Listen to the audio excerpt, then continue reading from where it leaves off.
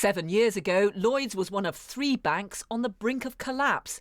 It was bailed out with £20 billion of taxpayers' money. The government's already sold off some of its stake, but today David Cameron confirmed a future Conservative government would give the public the chance to buy £4 billion worth of shares at a discount. We've already recovered billions, and this will help us to recover billions more to pay down the national debt. But at the same time, I think that having people in our country being able to own shares in healthy, successful British banks is the sort of country we should be building. Under the Conservatives' plan for Lloyds, you'll be able to buy from £250,000 to £10,000 worth of shares at a discount of at least 5% on the market price. And you get a loyalty bonus if you keep them for more than a year. David Cameron's hoping his plan to offer voters a chance to buy shares in a high street bank will give him some momentum, though already he's facing questions about the details.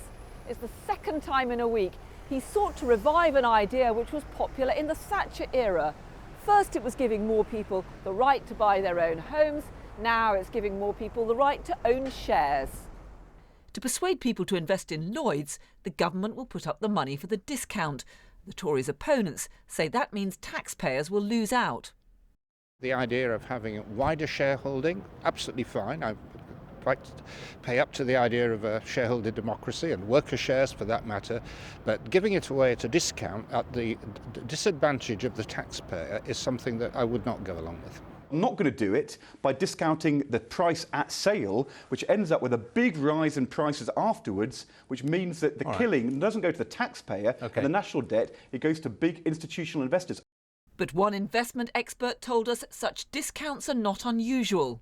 If you have to issue such a large block of shares to the market, it is often the case that you have to offer them at a discount to attract the buyers. And I think 5% sounds very reasonable discount and really par for the market in these type of offerings.